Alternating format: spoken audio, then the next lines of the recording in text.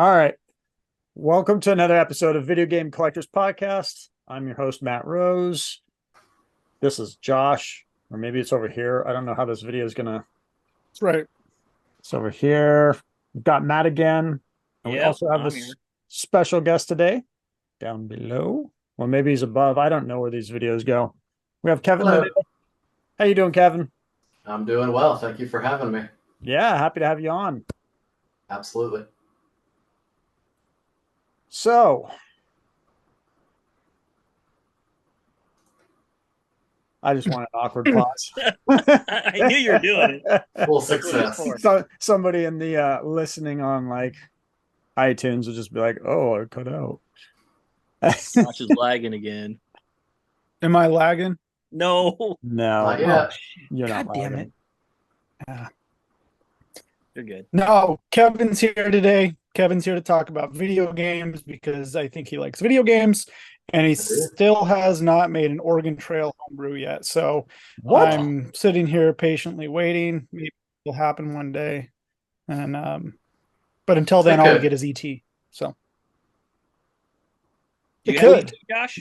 You I are got actually planning an Oregon trip. So, Kevin, tell us a little bit about you. Like, how do you interweave into video games? I know you were a big part of Nintendoage. Like, how did you get started in video games, first of all? Like, where did it all start for you? I like to introduce people that way.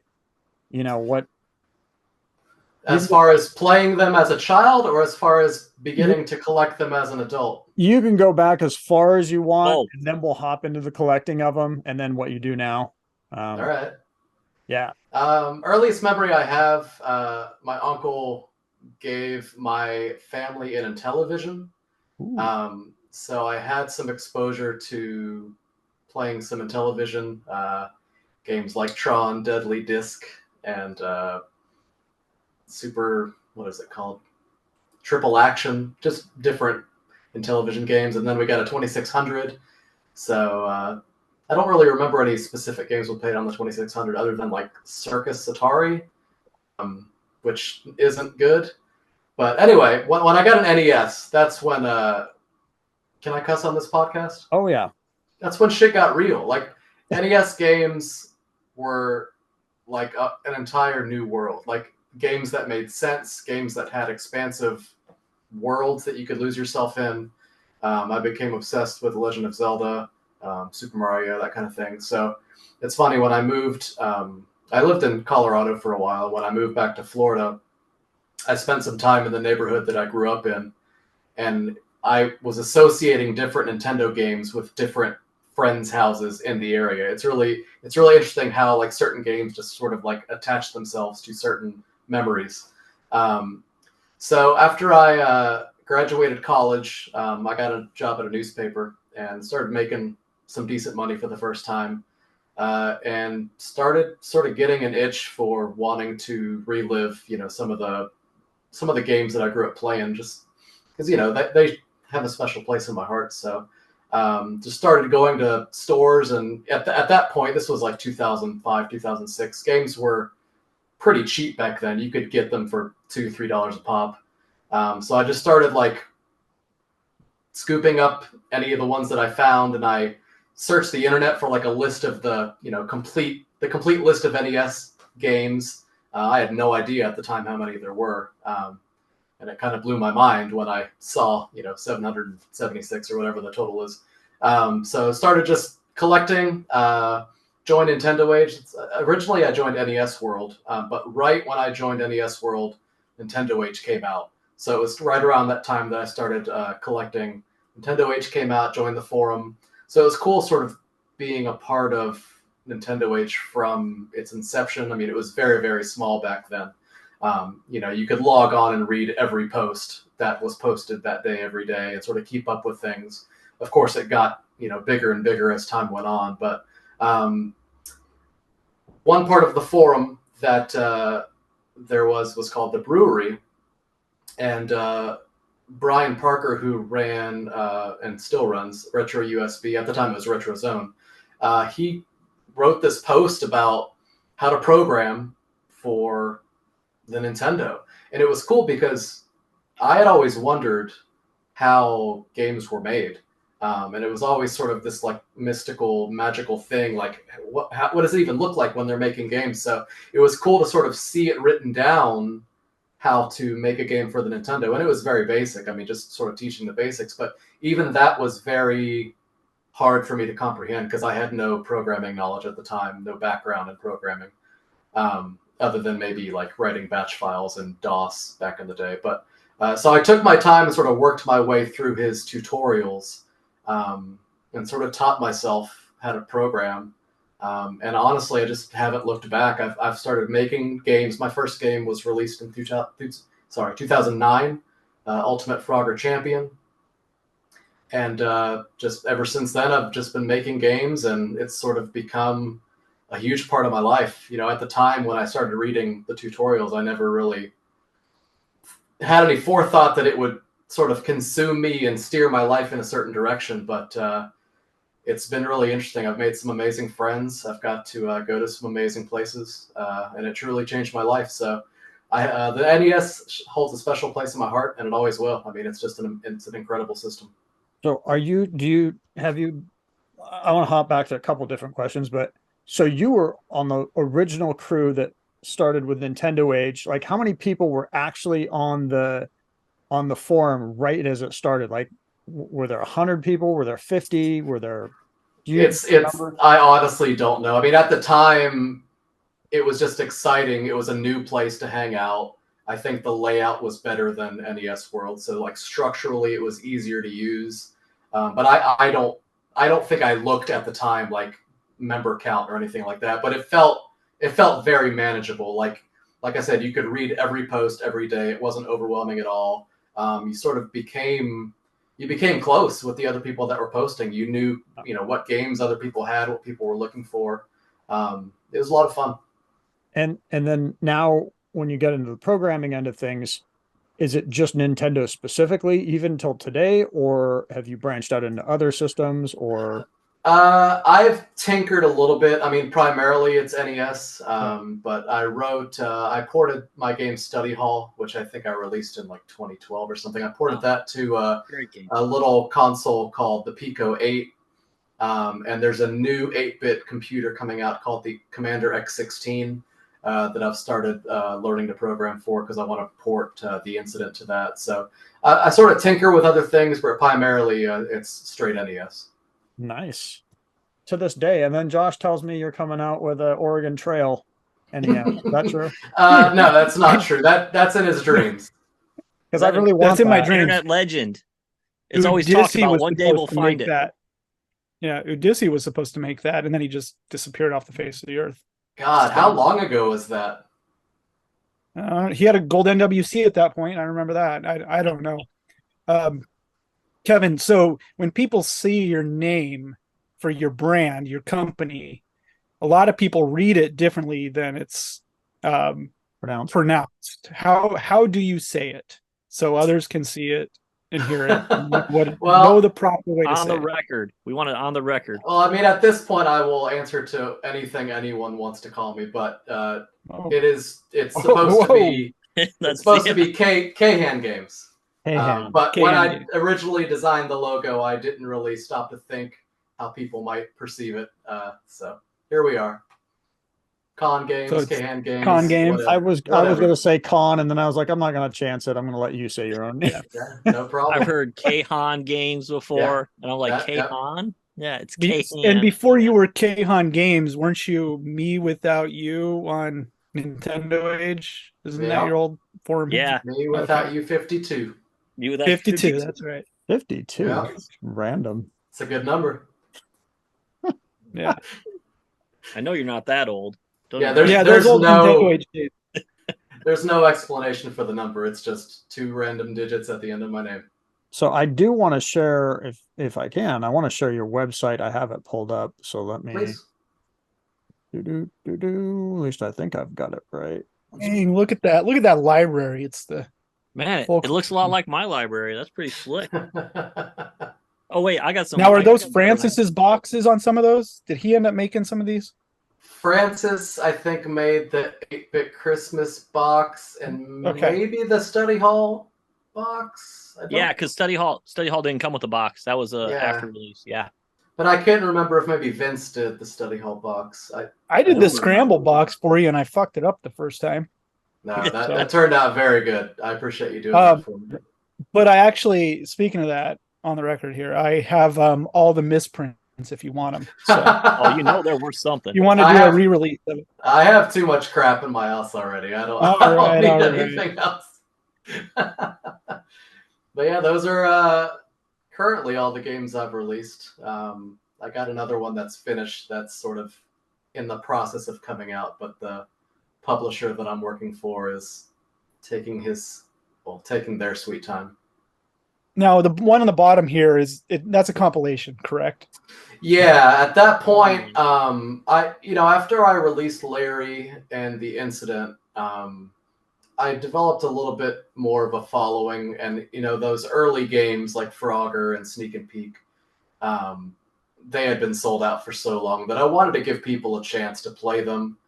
And I had always, when I originally released Frogger, it was my first game, so I was still learning, and I'm still learning. But that game originally, I don't know, I wanted to tweak it a little bit, so it gave me a chance to go back and make some adjustments to Frogger. So the Frogger on the 4-in-1 compilation card's a little bit different than the original Frogger.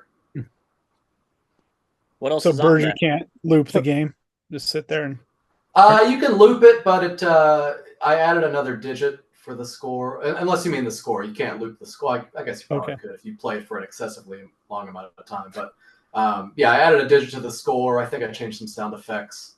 I don't remember exactly what I changed, but it was fun getting to go back and sort of make the Frogger that I kind of wanted to when I first did it. Now when you go back and you look at a game like that after you've made, I don't know when it came out in the timeline, I can't recall, but when you go back and look at it, do you look at it and go, oh my God, why the hell did I do it this way? Only if I look at the code. If I look at the Okay. code, it's cringy. But the fact that the game works, it's sort of a marvel of modern science. But no, I'm proud of everything that I've done, short of Sneak and Peek. But yeah, all my Sneak and games. Peek's a great game. Everyone says that, but it's a joke. It's a joke. So I haven't played a lot of these. Ultimate Frogger, what can you tell me a little bit about this one? And like, is it basically Sure. Atari 2600 Frogger, or is it upgraded, or what's the difference? So I'll give you a little bit of backstory. Yeah. When I started, right around the time that I started collecting, that documentary, The King of Kong, came out. And it was about, competitive Donkey Kong players. And I thought that it was really cool that people were really into games so much that they chased, world records. So Frogger was always a game that I was pretty good at. It released on the Xbox Live Arcade back in, the mid-aughts. And I got really into it. So I started going to different arcades, seeing how I could do, at Arcade Frogger. And when I started programming for the NES, when I started learning how to program, I realized that Frogger, the NES is one of the only classic systems that Frogger isn't out for. And I thought, why doesn't Frogger exist on the NES? So the fact that I knew Arcade Frogger so well, I thought that it was sort of a good test subject to sort of, develop it as I'm learning how to program for the NES. So I took the arcade version and ported it the best I could. Now, the aspect ratio of the NES is obviously different than a vertical arcade monitor. So it's not a 1-to-1, perfect port, but the speeds and everything, I tried to get as close as I could to the original arcade version. Sweet. And then what about what about ET? Because I can picture that on 2600. Same thing, or yeah. And if you'll allow me to indulge myself, Yep. When I was getting ready to release Larry, Larry is a port of the original old DOS PC game Leisure Suit Larry. And back in the day, when you would buy things like magazines and stuff, there would be order forms in the back of them that you could send in and get, another magazine or a T-shirt or just random things that you could get through the mail. Yep. So when I released Larry, I put an order form in every copy that you could mail in to me to get a copy of E.T. So the only way to get E.T. was to get it through the mail. But yeah, I ported the original Atari version. It's pretty close to a 1-to-1 port, but I updated the graphics a little bit. Oh no! I tried to make it a little bit less buggy as far as like falling in the pits and stuff like that. Because I truly think that E.T. is a really good game. Like if you know how to play it, I think it has a really bad rep. And I think that the people that talk shit about it don't understand it. And if you know how to play it, it can be a very, very fun game. So I wanted people to sort of either give it another chance or, see the game in a new light. So that was my reasoning for wanting to port ET to the NES. Yeah, I noticed a theme here where you're taking the concept of games that existed in the past and bringing them to life on the NES, and not necessarily like Larry. I think that came out in 86, 80, or 87. I can't recall the original Leisure Suit Larry, right? 87 sounds right. Okay. And so that's coming out alongside NES at the time. And so what kind of challenges did you have with kind of getting that style of gaming over to the NES console? Well, Larry was incredibly difficult because, the original PC version is text-based. You're typing in everything you want to do. Open door, talk to girl, pick up Rose. So I had to sort of rethink how the game could be played, using a controller. So that was the main sort of hurdle for that game. Just figuring out a control scheme that sort of made sense. Is it possible to start? Because now I'm really curious. Are there any Leisure Suit Larry's? Well, this isn't Leisure. What is your version of Larry? Are there any of those floating out there? Can you still get it? I'm really curious to go. It's been sold out a long time. I think I sold around 900 copies on Retro USB, and then a few years ago I did a re-release, and I called it the Engagement Edition. I won't get into the details. I was going to propose to a girl. It didn't work out, but I went back and I added some stuff. There's when you die in the original game, when it reloads your character, it shows him sort of being put together in this underground sort of room with some other characters from different Sierra games. So I always wanted to add that.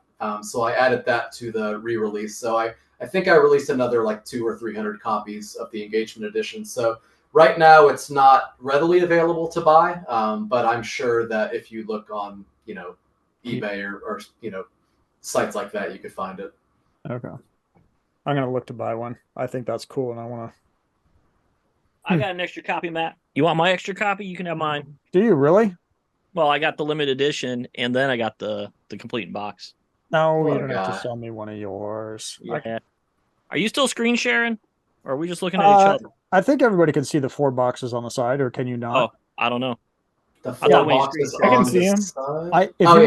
If you want to share something, I can flip over to you. But no, it doesn't matter. I was just making sure the audience wasn't staring at a blank screen. And so Matt's going to put a link in the podcast. Yeah, the video on YouTube, and he'll kick you down to Kevin's site here. Yeah. Thank you. Was 8-Bit Christmas the first one? Or sorry, 2012. Was that the first one? No, 2008 was the first one. And the 2008 version, I think, was just sort of like a base. It wasn't even a game. It was just like snow falling on a cabin. Yep. But after that, he started, just releasing little mini games. But when 2012 rolled around, he didn't have anything planned, and he was like, "Shit, I need something." And he's always checking in to see what I'm working on. And at the time, I was working on actually a port of a television game, a little biplane game. And he's like, "Can I use that?" And I'm like, "It's not really Christmas themed." And he's like, "It's okay." So the 2012 version is a game that I was working on. Nice. Now, is that still available to buy, or can you not release that as its thing? No, I don't Well, think that's 12 is a available. retro zone thing, so it's not something that I would ever be able to release. But I think he released in 2017 a compilation Christmas cartridge that might still be available because it had like an LED label, like it is really really fancy. Yeah, we'll show that but one it was off part next of that. week. I have that one. We'll play it next week. Nice. Yeah, Kevin, are there any other games that say you have had a big hand in or worked on or done that you don't have on your website or don't have in this photo? Click on the others games link Oh, right the there on my others games. website. Okay. I'm curious. I mean, it's can't a say I lot. moseyed around your site. Matt, can you click on that? Click on which one? I was looking up his games on eBay. What's that? Others games. Others games. Oh yeah. Yeah, this is the stuff that I've had a hand in. Damn, Virus They're, Cleaner. Look at you. Oh, you did the Yeah. label design on Virus Yeah. Cleaner. Okay. All So- right. Hey, look at It that makes one. sense. I like I've- that Ben Hart's New Adventure. That's a good one. Yeah, I've had a hand in a lot of stuff. I've slowed down in the past few years to just sort of focus on my own stuff. But when Nintendoage was in existence, I think I was a big part of the brewery, and I wanted to contribute as much as I could to help other people bring their projects to life because I knew how much learning how to program and make my own games meant to me. So if I could do anything I could to bring that joy to someone else, I certainly would try to do that. What else is can you scroll down or is that it right there? That's pretty much it. There's a couple Yeah. things I think under that. There's a special shout out to that one that you had circled. Kevin did that one when right Melissa there. and I finally had the kid, Kevin did a special release so we could well, it Gender wasn't a gender reveal. it wasn't a gender reveal. It was Oh, yeah, it was was it? a gender reveal. Yeah. Yeah. Because you programmed a boy and a girl character on the game for me. And we had Yeah. to play it. So that's a one of cart that he did just for me. Wow. Forever you're dead on that one. Well, I mean, I owed you. You were crucial. I mean, you were my main beta tester for years. So, if I could do anything for you, I think at this point I still owe you. So that's I was happy to do it. That's for sure. Yeah. It's awesome. It's Tell in me a about frame. KYFF. What does that stand for? It stands for Kill Your Fucking Friends. It was a game. I'm sorry, I had to make you say it. It's a game by Rob Bryant. He goes by Sly Dog Studios. He's done like Mad Wizard, Tic Tac Exo Pegs, a lot of really, really great games. But he did this fighting game called KYFF. KYFF. How many copies are there out there? I'm curious. Four? Not a lot. Four? Yeah, four or okay. five. I don't know for sure. I want to say 4 or 5 though. Yeah, when JP Rex was selling all of his shit on eBay, they sold the cart that they had of this. They had one of the 4, and I missed it. Bummer. Yep. I've heard rumblings that someone is about to officially release it. KYFF. Yeah. Really? I love the name. It's a good name. You got cool stuff on your power coloring. All right. Yeah. Yeah, when he did, That's a all of Brian's ABS release game, isn't it? yeah, I did a lot of the package design for the AVS original releases. Yeah. And then what's the Holly Jolly Nest mix? It's a music cartridge done with some graphics. There's like a different graphic for each song. Matt Bepler released it, I want to say back in, 2016, 2017. So I contributed the programming to that one. It's about that time of year to start putting it in the old system.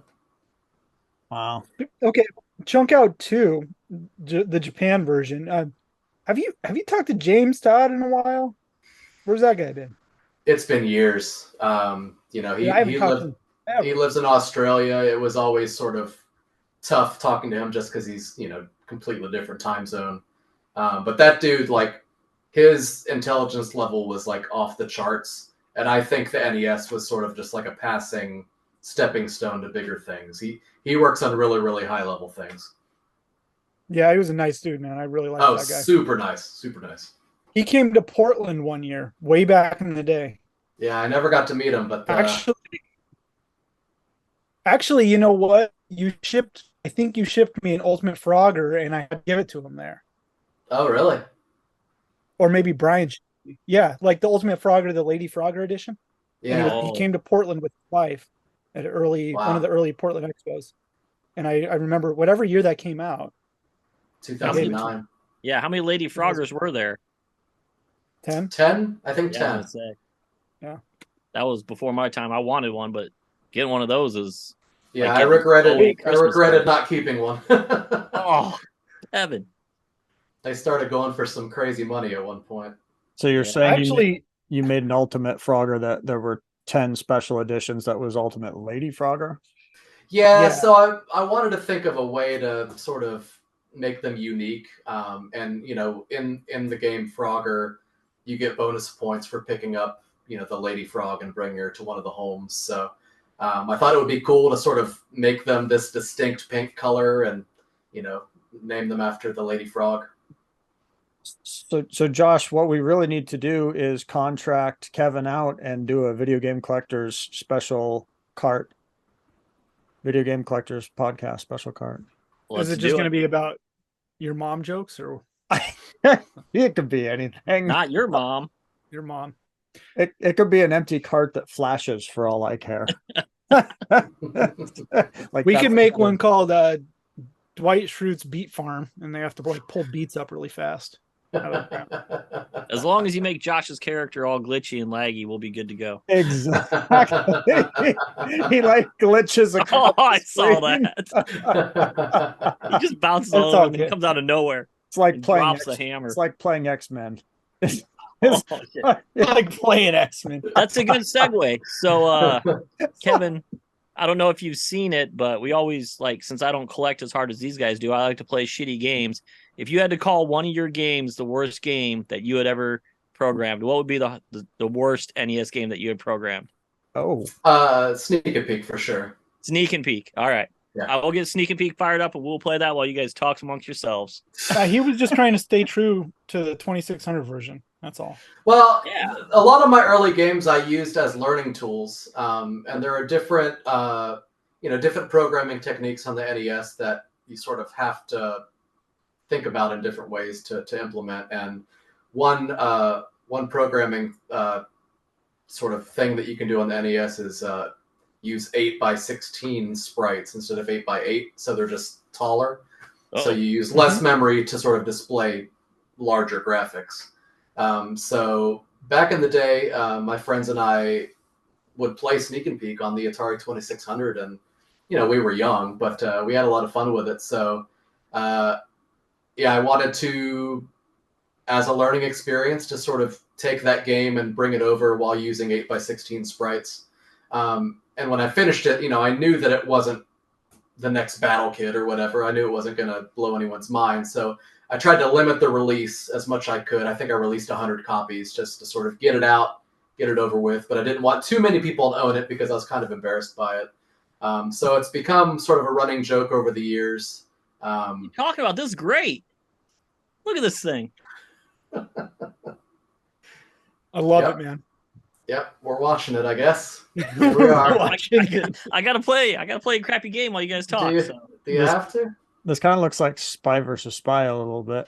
Yeah, it's just a hide and seek game. It's ridiculous. If you're playing with your friend has to physically close his eyes as you hide. It's ridiculous. But yeah, it's hide and seek in a video game. It doesn't work, but I've it played was fun. worse. I wonder, was hide and seek trademarked, and they couldn't use hide and seek as titling the game back in the day? Like, That's a good question. I wouldn't think so. I think they I were would get just back trying in to be time. clever with it. yeah. Try again. Sorry, you didn't find him. You didn't find Yeah, it. bummer. You lose. Hold on. Start over. Hold on. 2 players. Who wants to play with me?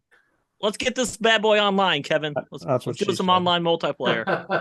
I host a charity stream marathon every year called the NES Spectrum Marathon. We raise money for autism research. We've talked about it before. Yep. And surprisingly enough, this game does well. Chat has a lot of fun when we put this game in. So, as much crap as I like to talk about it and as embarrassed I am, it brings joy to people, which I guess is a good thing. Yeah. Tell us more about this. Is a foundation you run, or is it? So event? when I started it, I have a lot of my friends have children with autism, and before I did the Spectrum Marathon, there was a guy named Phil and then Ted who ran a charity stream called NES-a-thon, and they would raise money for multiple sclerosis. And I got invited up there. It was run out of Canada, and I got invited up there a couple times. And I liked the format. I mean, you get to play games with your friends for, at that time, it was 100 hours, and people would just donate money and choose games for you to play. So I wanted to sort of bring that back to the States and sort of make it my own. And I have a lot of friends that have children with autism, so it seemed like a good sort of thing to raise money for. We did a lot of research to try to find the organization that was most transparent with what they do with the money, and the Organization for Autism Research was the one that we found that that we were most excited to sort of work with. So I think this past year was the 6th year we've ran it. And you it's guys have done it for a long time. Yeah, it's done really well. And it bums me out because I didn't want to compete with the NES-a-thon because we're all doing things for the right reasons. So I tried to do mine on the opposite side of the year than he was doing his. So maybe like every 6 months, people would be able to tune into an NES event, Yeah. But right after I started mine, Ted had a kid and just sort of got busy with life. So the NES-a-thon went away, which bums me out because I really loved it. I love tuning in. I love donating. So we're sort of carrying the torch still for our NES Spectrum Marathon. And we usually do it the 2nd or 3rd week in September. I thought you just did it. Yeah. And so if somebody wants to get involved with that and or donate to it, how do we go about that? So the website you were showing earlier, khangames.com, there's a tab for NES Spectrum Marathon that sort of, when we decide when the dates are going to be, we post it on there. And, when the time comes, the link will be there to donate.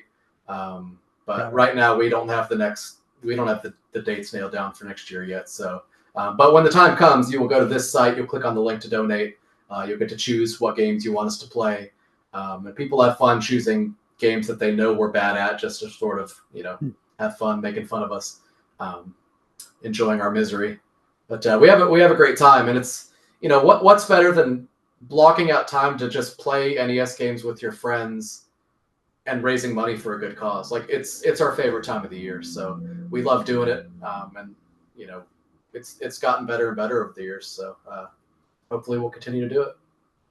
Sweet. And then you guys stream it over Twitch? Yeah, on Twitch. Mm-hmm. Okay. Cool. Right. So when 2024 is rolling around, we'll try to plug it as best we can. We'll bring him back on before it happens. We'll make sure we get him in here Yeah, in August. Yeah, we'll have a list of official crappy games for the NES down. All airplane games. Yeah, Matt would donate nothing but airplane games, and it'd be like a 2-hour block. It's miserable. Actually, $200 or $300, and that's all they play. While we play Stealth ATF, huh? While we have you on, they did. We've been discussing the worst NES, Nintendo, whatever you want to say it.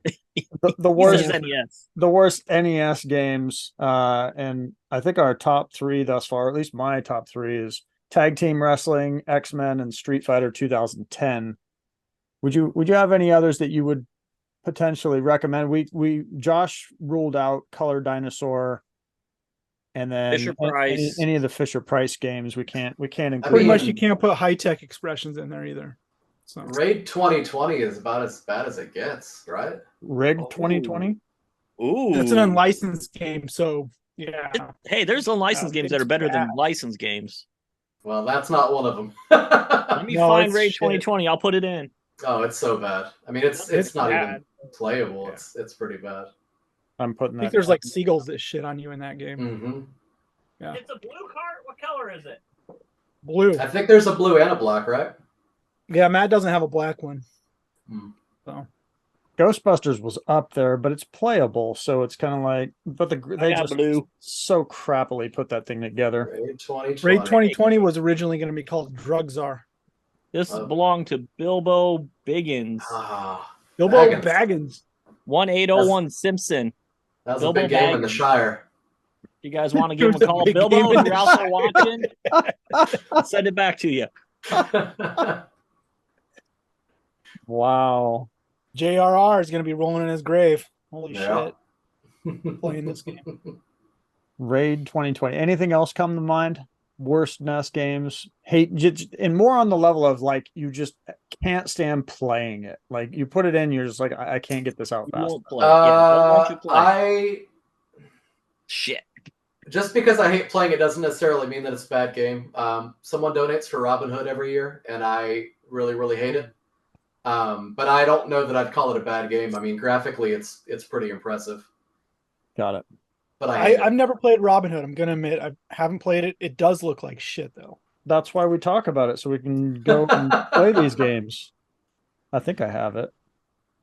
I do, yeah. Well, we're going to play 2020 tonight. All right, Kevin, if you had to say which one of your games is the best that you like, that you're most proud of, which one is it? That's a tough question because I'm proud of different games for different reasons. That's fair. My port of Larry, I think I'm probably most proud of because that game meant the most to me, and I wanted to get that game out more than anything. It was a very important game for me growing up, and I had a really, really big desire to bring it to the NES just because there's a weird divide between console players, and not a lot of people that are into NES grew up playing PC games. So I sort of wanted to bring a game that I loved on the PC over to the NES. So as I was like in the middle of developing that game, I started having like weird fears of dying. And I was really worried that for some reason I was going to die before this game came out. So when I finally got it out, I was just relieved and really excited, and the game did well. So it was nice to, it was a relief to sort of, have the game out, people liking it. So in that sense, I think I'm very proud of that game. But I think the game that I'm probably most proud of creatively is my escape room game, Any Escape. Yeah. I wanted to sort of bring the escape room experience to the NES, and I think we did it in really clever ways. And that game wound up getting nominated for an award at Indiecade, which was really, really cool. We got to go to California and sort of meet other developers. And so that game, I think, did the most for me professionally from a creative standpoint, because I was very proud. It's one of my only sort of original games, because I don't have a lot of original creativity, so a lot of my games are just ports of other games, maybe with a twist or something. So having a completely original game that did as well as it did, and it actually just got released on some modern consoles. We brought it to Xbox and Switch. So it's cool to have a game that I've made on a modern Nintendo console. It's sort of a dream come true. So in that sense, I'm most proud of that game. And that's sold, cool. and that's sold out currently, obviously, because that was 2000. Yeah. All of my NES games are sold out, unfortunately. Since I started releasing them myself, it's hard for me to really keep parts stocked. So I'll do like big batch runs, and then when they're gone, they're gone. So now, are you planning any other future runs anytime soon of anything, or? I really want to do another run of Larry and another run of Any Escape. I just haven't sort of buckled down to do it yet. It's a big endeavor to bulk order the parts and putting together games and shipping games. It's just a lot of work. And work right now is taking up a lot of my time, and my personal life's taking up a lot of my time. So I just don't have a lot of free time right now to do that kind of thing. But I want to. I'm hoping that 2024, hopefully. And then let's say you do get the bug and you do put it out. How would like myself get notified of, hey, you're coming with that? I mostly just communicate on Twitter. So I would recommend following me on Twitter. I don't post a lot, but when I do, it's typically related to something that I think is important. Like, hey, I'm doing this, I'm releasing this. So if you have a Twitter account, I would recommend following me there for announcements in that regard. And then what's your Twitter handle? Following the trend of using names that make no sense, my Twitter handle is a ton of glaciers. Are you serious? A ton of Oh, there. glaciers. I got it. All right. I'll try and I wanted to follow it too, so I can put that in the chat below too. Cool. So people can sweet. Dude, it just froze. You're right. This is a horrible game. It froze like just- Josh. No, I'm here. Aw, Josh is moving. Yeah, So, no, I wasn't moving for and a minute, shaking. man. Kicked me out, brought me back. I'm alive though. I could hear everything that was going on the whole time though. That's good, Pretty man. wild. That's what she All said. right. Oh, hey. Jesus, Matt.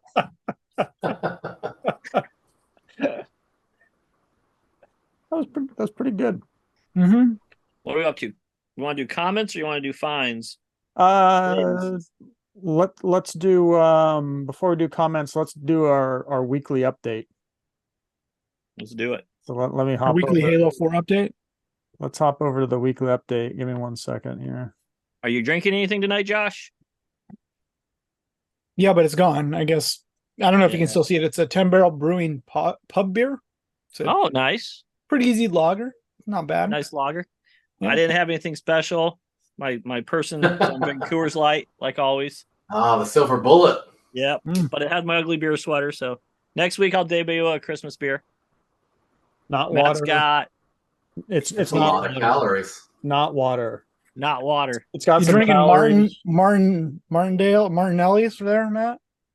It's not water. It's not water. It's apple cider vinegar in a bottle. I know how you drink stuff. And Kevin doesn't drink. He's a good No, young man. I drink. I just didn't get the memo at a time, so I am currently out. Yeah. Well, it was a last minute ad. Thanks for coming though. So Absolutely. No, thanks for asking me. I'm really honored to be here. All right, let's hop over and take a look at this week's. We do have a big update. Boom! Comic Connect, baby. Look at this. nice. Comic Connect sells graded games, Kevin. So if you want to grade any of your home brews, I don't know if they do that anymore, but you can sell them at Comic Connect. Nice. Or maybe you didn't want to do that, but We're- anyways, our weekly thing is to follow Halo 4 and its trend. Specifically 9.8 A plus, mainly because there are currently 86 of them out there available for purchase. and one sells every week.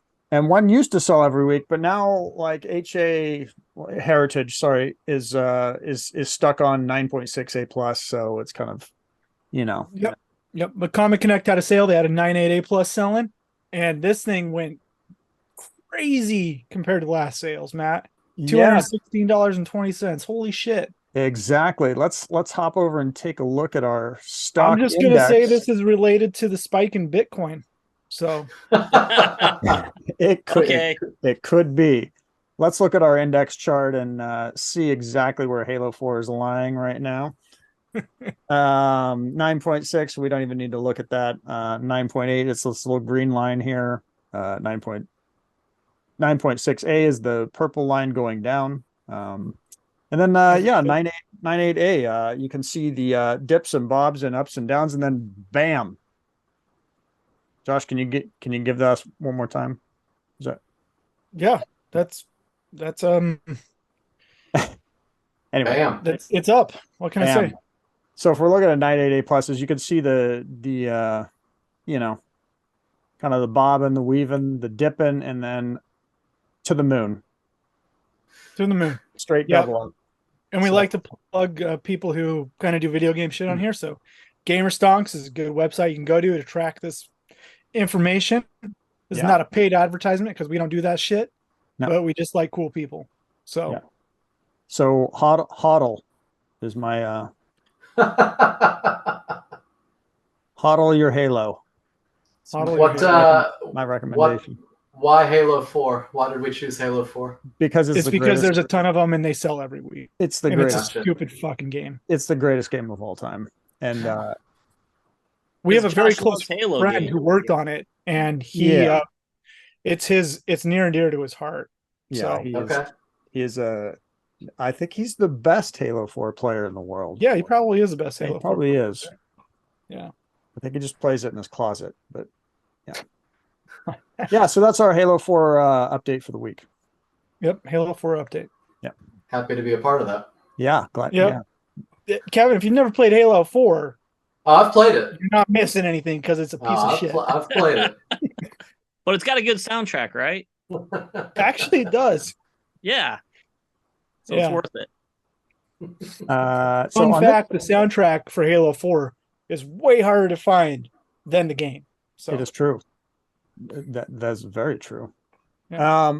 But this part of the episode, we kind of hop over and like read last. We kind of rotate through. You can, if you want, you can pass. But we just rotate through. It's something fun we do and read the comments from last week's. I don't know how many there are.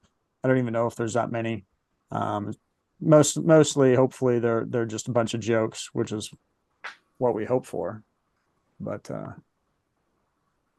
I man, sharing? I like serious there. Jesus, What's that? Getting, I like yeah, really look serious. kind of like you look like young Paul McCartney a little bit. Oh, thanks, man. Yeah. That's Wow. a compliment. Great screenshot. That just okay. It's like pre-Wings Paul McCartney. Yeah. pre-wings.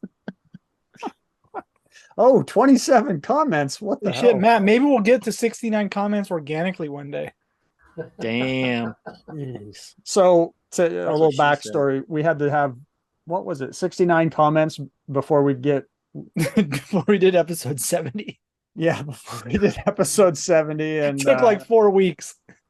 yeah, and then we did a big giveaway. Everybody who commented, we gave something to. Oh wow. We didn't Halo give them, 4? we didn't, yeah. All 4 people. We didn't let them know we were going to give them all something, but we ended up giving everybody who commented something. So Very cool. some of them got some cool stuff, but yeah, let's see what the people are saying. Marty, the one man party. Damn, that NWC gold card is insane. I thought it. For backstory, there was a sale of an NWC gold card. Let's see where to go. It's not this one specifically, but there was a private sale of one. Wow. I thought it was iOS post I thought it was Kevin's NWC that sold. That's why we brought him on. that Mo made on Facebook. But he said it wasn't him. Said you bought it. What? Yeah. Said that I it bought it wasn't from him. Kevin. You bought it. Oh, got it. Also, I heard that Braveheart will be coming on the podcast. Can he please show his insane matte and gloss sticker, Super Mario Brothers, and story behind the unicorns? Yeah, you missed that episode, unfortunately. Yeah, actually, the story behind the unicorns on that shit is Eric, I think, and Batty Mo from Nintendoage, they got an insane lot back in the day, and there was some insane photos, like just hang tab everything, just dead mint. But yeah. The guy Eric opened will it, correct me on that. I'm sure. flipped the lid open, closed it, put them on the shelf. I don't know why, but do you remember that post, Kevin? It was pretty. I don't. Unfortunately, my memory is just getting worse as I get older, so I have a really hard time remembering a lot of stuff from back then. Only thing that he remembers the Batty Mo was the peanut. Well, the snake game that Brian Parker made. You remember that? I guess not. What did you say about Batimo? You were cutting out right as you were saying that. Batty Mo made a level in the NES snake game, and it was a penis? It was a penis level. Yeah. Yeah, I remember that. And I remember someone making a thread about do you pee in the shower? And it became a really big thing. People were saying that it starts smelling, and it was one of the most popular threads at the time. It kind of blew up. In the shower thread. I don't know why that stuck with me, but there we are. The unique things. The Joel thread was my favorite. Oh, that's a good one. 100%. Purple Cannon. I mean, there were good threads on there. Well, look who it is. Wait. Blacky Box says Dragon Crystal only has one print. All right. So good. Congrats on the 9.8 Dracula. Wow. Thanks, Eric. You're a true friend. When's he coming Doesn't on? respond to my text messages. Anybody else want to read any? I think Matt's up. Go My for it, turn? Matt. Oh man, I can't pronounce his name. Zexon Shogun. Sounds Made it good. to the end. I love video games too. If someone did you wrong, get over it. Life's too short. Josh keeping it real and 100% true. Josh always keeps it real. Right. That's for Don't sure. be a bitch, and then you won't have a problem. Don't be a bitch. That could be the podcast name of the game. Don't be a bitch. Don't be a bitch. I wonder how many people would click on that. Don't be a bitch. I bet you'd be a hot seller. Oh, Oh man, this is a book. Jesus Kevin- Christ. Kevin, you want to hop in on a book? Absolutely. All right. Blockbuster late fees 7713. Yeah. When I first went paintballing back in 2005, I saw my friend get shot in the neck and he started screaming. I then took a paintball from my hopper and smashed it on my chest and said, "Oh, they got me. I'm out, I guess." Crying emoji, crying emoji. Then months later, I was all in on Speedball 2 versus 2, ran with a DM4 and was a snake guy. It's amazing. He crushed a paintball on his chest. He got me. Hey, Let's Matt, what talk is a about that speedball? shit? What is this? What do you mean? Translate this shit to English for me. He ran with a 2 versus 2, or is just a 2. So speedball is just a small. Speedball is just a small course, typically a blow up field. Well, actually, Huh. that'd be Usually, like, airball. That'd be girlfriends. airball. Speedball, it could be anything. Well, that'd be hyperball. Anyway, small 2 versus 2. That'd be really fun. Yeah. Just fast games, really fast. I know games. how you like a couple balls, Matt, so it makes sense. Yeah, especially my two God. of them. And Yeah. snake guy, typically on a paintball field, there's going to be a snake on one side, they call it. So it's a place where it's a really low bunkers, but you can kind of crawl through, and there's like niches in it where you can kind of hop up and shoot people from awesome angles. Snake is normally a lot of times a deciding factor in paintball games. You could go watch some YouTube videos on them. And yeah. So he's not a poser. Wow. no, Look no, at this guy. that's Using the awesome. lingo. He's using the lingo. Man, Yeah, man. He was this is going to become the lingoing away. paintballing podcast, and I'm going to bounce from this shit. Yeah, well, and he continues on. Oh but- my God. One of my favorite memories is running to the snake and staying and doing nothing. Eventually, they stopped shooting at me. I crawled over Metal Gear style, popped up, knelt, aimed, and my DM4 was off. I had to turn it on. Then I took out about 3 to 4 people flanking them. They had no idea what hit them. Man, Metal Gear style. That'll Sounds get like a vivid memory. good reference. Good reference. paints a picture like Hemingway. That's amazing. Good old gamer stocks. You guys need to make a new shirt. Hey man, what's wrong with this one? That's the video game podcast. Video shirt? Game Collectors Podcast. Why do you collect? Because it's better than crack. That's not bad. I'd probably Gosh, go with 2023. what she said, but What crack are you talking about, Matt? Jesus. You were the one. Oh, you were the one that said it last week, man. Oh, that's right. You said, "Why do you collect? It's better than doing crack." Matt, you want to comment on the next? Oh, yeah. You guys are asking about good Super NES games that aren't like. I think Josh said not Donkey Kong or Mario or anything like that. I'm like Uniracers. It's the best Super NES game ever. Earthworm Jim is a great Super Oh. Nintendo game. Okay, I'll give you that. Best racing That's true. game. Best Uniracer. racing game is F-Zero. F-Zero? Yeah, No, F-Zero, it's good, but it's not Dude, Uniracer it's- good. dude. For the year it came out, it is amazing. Yeah, Mind-blowing. well, yeah. It is for what Yeah. they did to that game when in '91, whenever that came out in the US. Yeah, it was a release title, wasn't it? I thought Oh. it was a release title. Yeah, Beautiful game. Pilot Wings, F-Zero. That's what we got. That's all they had at the Universal. That's what we rented.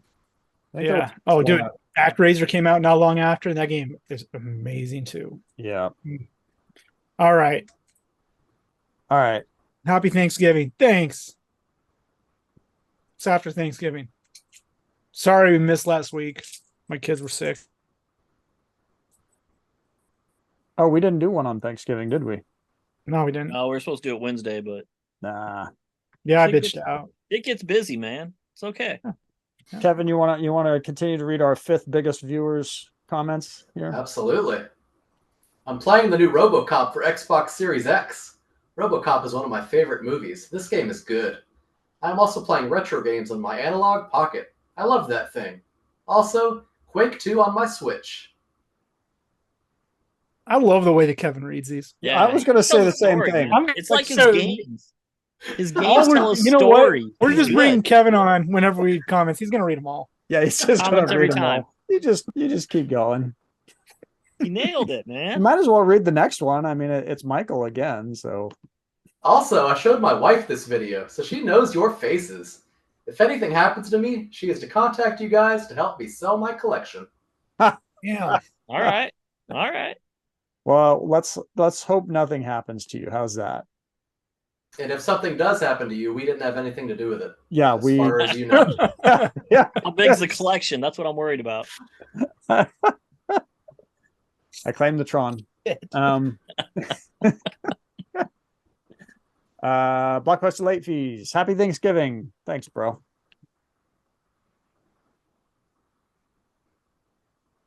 All right, what do we got? Hard Life Liver. Legendary shit here, y'all. Unbelievable. Y'all.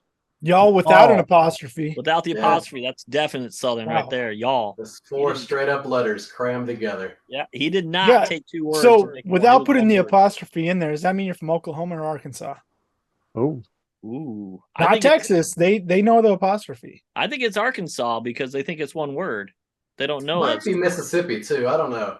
Are we It's pretty. well, we don't want to insult any of our viewers here. I mean, come on. No, I'm not insulting. I'm just curious. Like that's the part of the U.S. that says y'all, Y'all. right? maybe he'll comment on this video and let us Yeah. know. He'll let us know. Where's he from?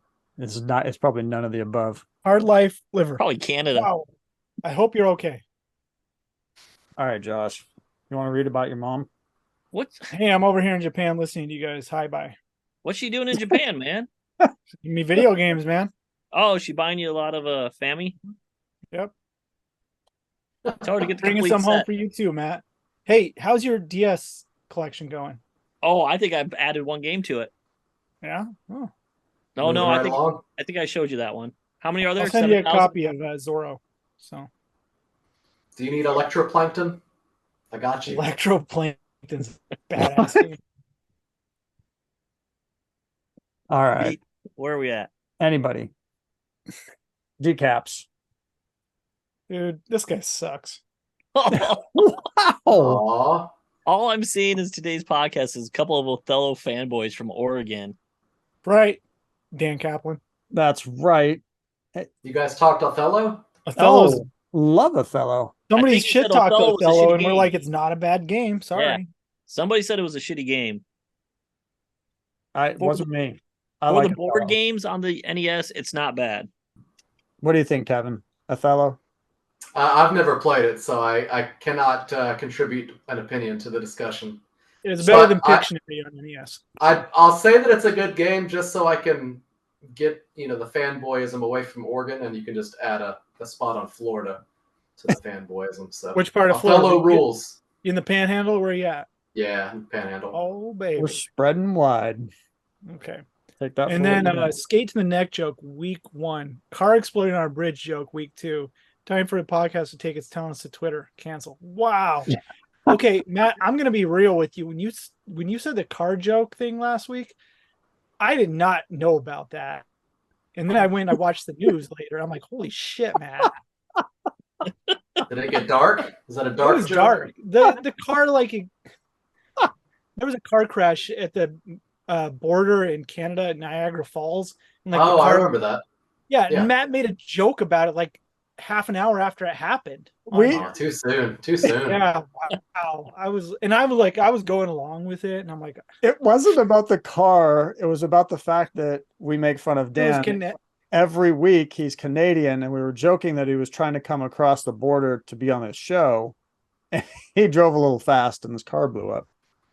I didn't even know about it, and I went along with the whole goddamn thing. I feel like such an asshole.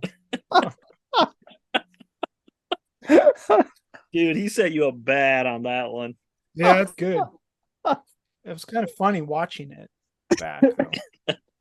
I mean, it's not funny, obviously, in real life, but sometimes you just have to, laugh at life a little bit. But we're almost done. Back thereof. We'll get back to Dan Kaplan in a minute. Anyway, where are we at? Me? Kevin? Yeah. Oh, where we at? Matt, you're up. Gamer Stocks. Matt, your brain is not working. I know. I'm with you.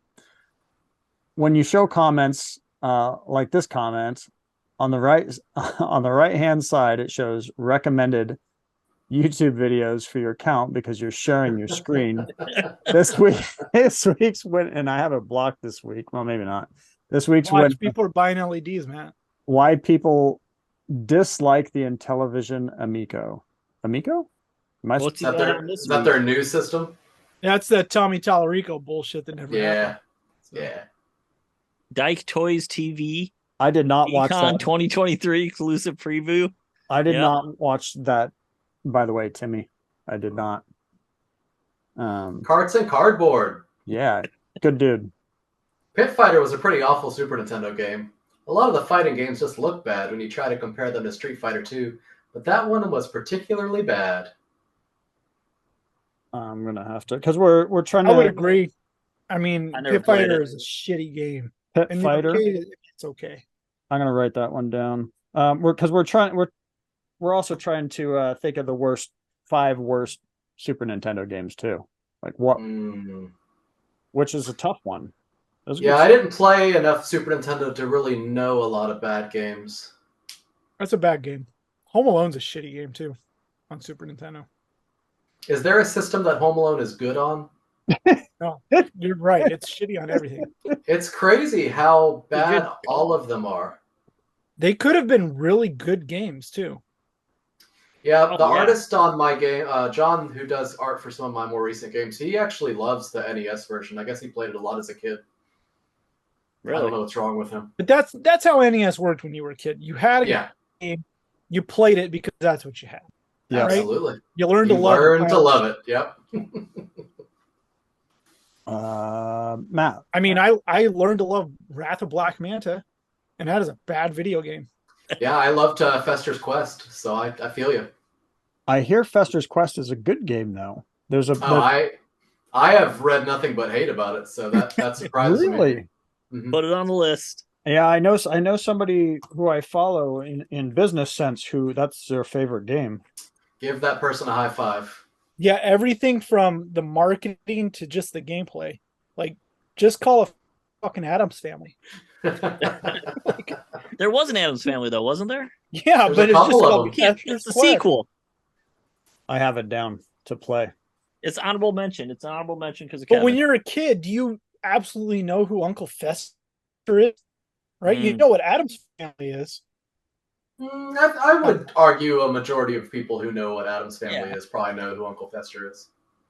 Well, I'll tell you, I didn't when I was a kid. I didn't know. Yeah, but you didn't have cable, so it's okay. But I knew what Addams Family was, and maybe it just went over my head. But I'm like, what the fuck is this? As a child, I said those words to myself. And then you got grounded. Yeah, you guys. All right, Matt. I think go for it. Where are we at? Josh's mom. Josh's mom. Blockbuster. Do you have a life? Blockbuster late fees. That's what she said. Josh Byerly, hey, is that what she said? And then Blockbuster again. That's what he said, she said. The he said, she said moment. That's gotta make clever. sure we do that right. Oops. I might sign in to heart that comment also. That was pretty good. That's what he said, she said. You know, we're missing a few of our regulars in here. I haven't seen Log Snacks in a while. I'm a little disappointed. The Green Shiz isn't commenting. I don't know what to do. Yeah, I don't know. We got one decaps comment. No, two. It's kind of garbage, actually. Two. Yeah. Late HC's commenting though, so I'm okay with that. And we haven't seen Get the Greg in a while. Yeah, he's over there getting 1 million views on his shorts. Lame. That's cool. Yeah. I dig it. Fine with me. Yeah. All right. Who wants the? I mean, there's not much left, but first. Dude, it's 1:13 a.m. Ha! Turkey Day. Let's go. More like on time. On time. Who wants the last one? You do. Oh, haha. I avoided those late fees back in the day. Had to be on time. But in all seriousness, I was replying to your other video and then the notification popped up for the new video. I got lucky. Seriously, I hit post. That's what she said. And it was seconds later, and he was commenting. I'm like, what in the world? Look at how happy he is, though. That's a big smiley face and an exclamation point. That's like double happiness. It's a big deal being the first one to post on the video. I mean, hey, in honor of Blockbuster late fees, I'm wearing a last Blockbuster hat for you today. ooh. Did you go down to Bend the other day? Right. No, I got it at the Portland Video Game Expo. Oh, you got it at Portland. Yeah. Nice. Kevin, you didn't come out to Portland this year. No, I haven't been in a few years. I really want to come when my next game comes out, just because that's sort of the one to go to when you're selling stuff. But since I haven't really had something to sell, I've been spending a lot of my time at either MagFest or Midwest Gaming Classic. Yeah, I went to Midwest. I think that's where I saw you last, but Mhm. that was pretty cool. The Garbage Pail Kid guy was doing his game. Yep. What's that dude's name? I think Greg was the one that was there. Okay. But Tim also does works on that game. Greg and Tim. Is that the Blow It Out guy? made that game? I don't think so. Okay. Wow, I'm way off base. Anyways, I thought that was cool. There's a Garbage Pail licensed NES game out there. Garbage Pail Kids. Wow. Yeah, it's pretty incredible too. It's It's programmed not by bad. a dude named Temples. He's sort of a savant when it comes to programming NES. He's really, really talented. It's a great game. Sweet. All right. You know, it was. What do you? This part we normally go through wins, like what we find, what we have. You could have found it a while ago. You haven't ever been on the show. If you had something, feel free to share it. Anybody? Yeah, I don't have anything to share. I don't think. Nothing. I think you just making all of those games is a win. You could have a digital win too if you wanted. I mean, if Game you got bought ported to something the digitally, Switch, that's man. fine, too. That's a win.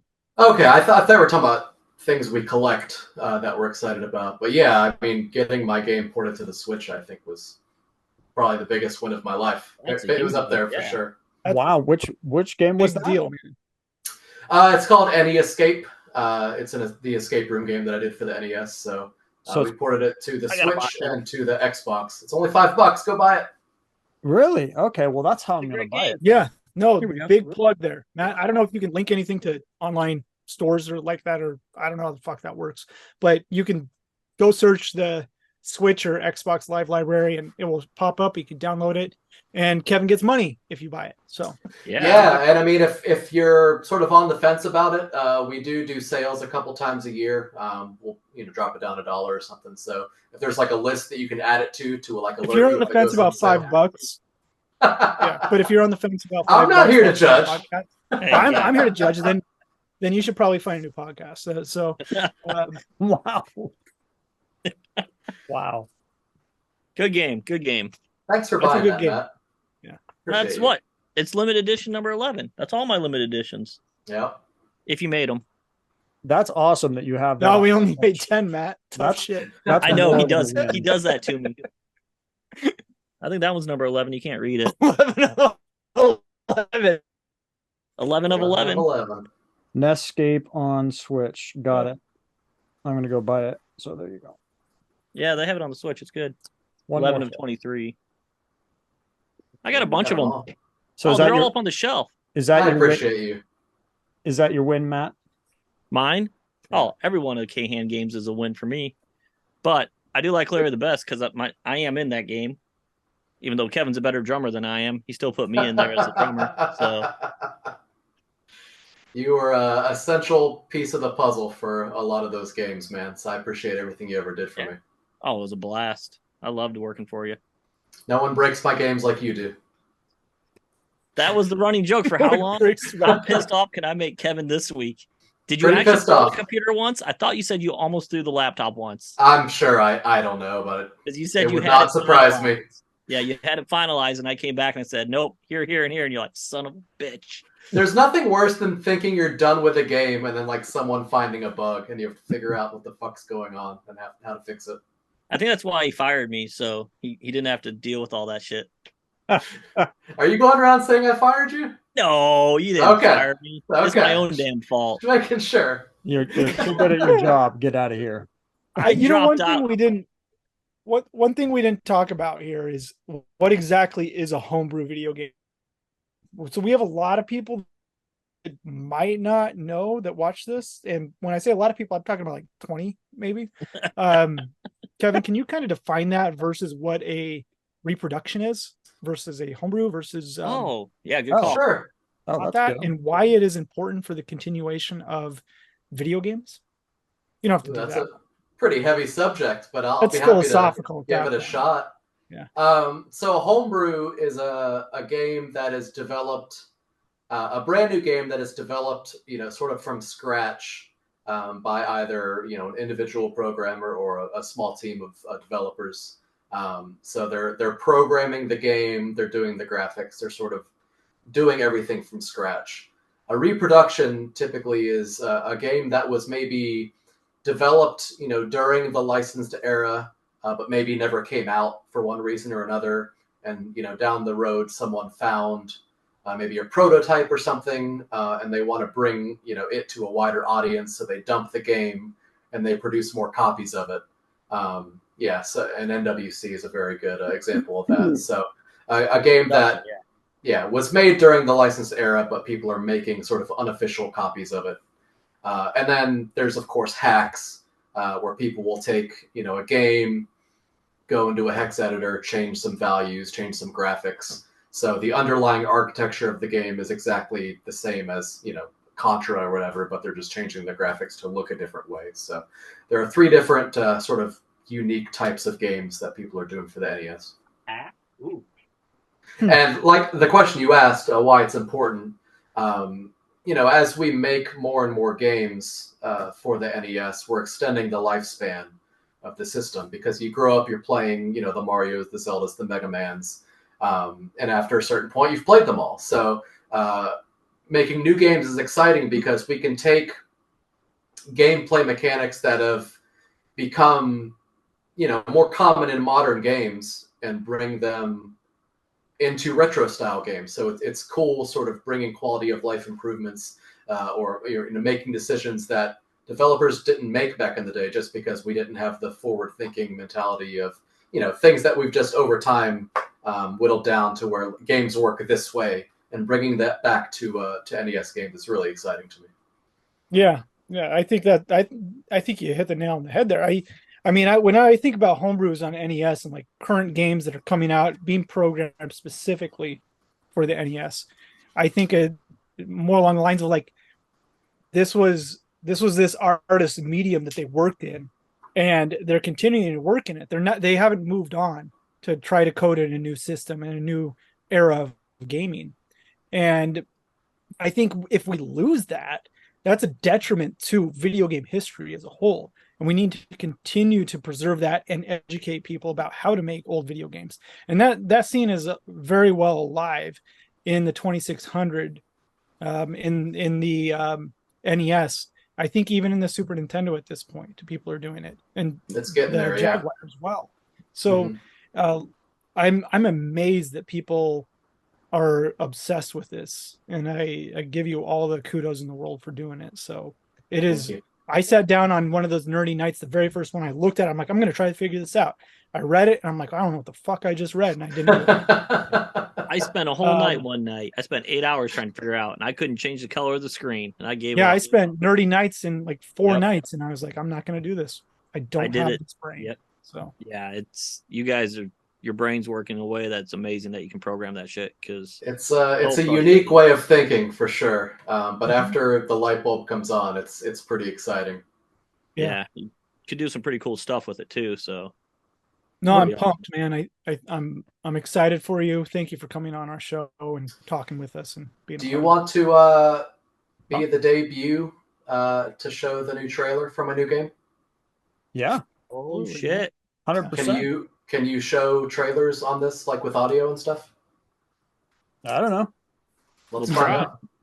Yeah, I'll send you a link. I think so. Oh yeah. Send me a link in the chat. Just before I forget, we were supposed to have Dan Kaplan on the show, surprisingly, but he couldn't make it because he ran out of excuses. Now, this link that I'm sending you is it's on the channel of the guy who did the trailer. So it's going to be on my official channel whenever we officially announce it. But right now, he just finalized the trailer tonight, and I'm excited to show it off. So I'm sending you the link, and hopefully we can check it out. Play the audio. Yeah, let's see if the audio works, Matt. Okay, one sec. Let me share, and then you guys let me know. So it's a game called Courier. It's a cyberpunk adventure game with some hacking elements, and you can sort of take on jobs, upgrade your abilities, take on tougher jobs. It's very sort of a Johnny mnemonic. So I'm very, very proud of this game. I think it's going to do well. I don't know if it'll play the audio, Matt. The audio's playing. I just don't. It's just not coming through. No, hit pause for a second there, buddy. We can't hear the audio on our end. Okay. So, I don't know if there's a way to do that. So, Kevin, before we play this, maybe we don't play it. No worries. We don't. Well, Matt, if the audio doesn't come through, we're not going to get hit. Yeah, there's no point. But I kind of sprung this on you, so it's don't fast forward though, Matt. Don't fast forward. Yeah, no spoilers. No spoilers. No, I'm just not. I don't know how to make the audio work like in a YouTube video. Or no worries. Matt would have to do that. I appreciate you trying.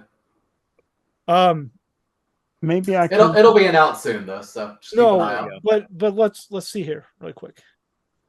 What? How do you do it? Do you know? Do what? The audio? Get the audio to play for everybody, not just you, because you can hear the audio when you share a screen. Yeah, I can hear the audio. We can't hear the audio. But look at your microphone settings. Yeah, let me see what I got here. System, Elgato, audio device, audio settings.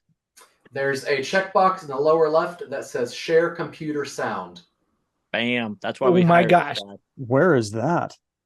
When you're sharing your screen, it should pop up. Okay, let's try that again. Okay. And everybody shut up. So I'm going to share. Kevin, you can talk. Matt, shut up. What? Is there anything in the bottom left corner that says share computer sound in the Zoom menus? Oh, hold on. I just closed the menu, so let me get it back up. That's what she said. Oh. Share computer sound. Yeah, right there. Okay. 1. See, we're learning Zoom together. And I don't know how well the trailer's going to come out, with it being see a lot of the little detail animations, but you'll get the idea. Okay. I'm going to start over. Run it back there. I got it.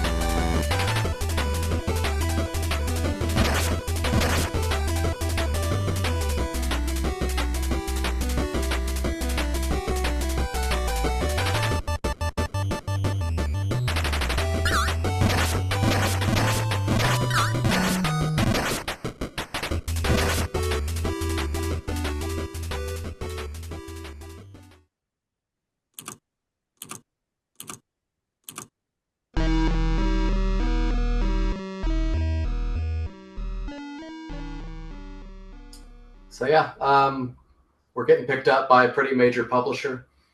So we've been in talks with them for probably almost a year at this point. So the game's done, it's finalized, just waiting for it to come out at this point. Wow. Nice. Can you guys hear me again, by the way? Yeah, that looks amazing. Wow, that was awesome. Yeah, that's you got cool. Sergio on music, huh? I saw that. And he's incredible to work with. I mean, dude. yeah, dude is amazing. He's a legend. Talented. Yeah, Mhm. he's a legend when it comes to music. That music was awesome.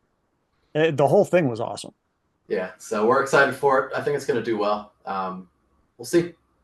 Thanks for indulging me. I appreciate you Yeah, guys I'm showing glad up. we got it to play. So Yeah, that's awesome. Yeah. Is it going to be on just like Twitch or Switch and Xbox, or are you going to release carts for it so I can buy it? It's going to be NES. All right. Down the road, I'm sure we'll do modern consoles also, but initially it's just going to be NES. Sweet.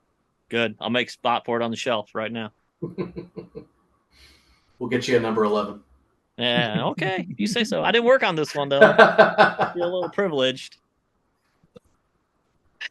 All right. Wait, Josh, did you? I don't know. That's a great spot. What? Josh, did you have any wins or anything? no. Yeah, I Okay. did.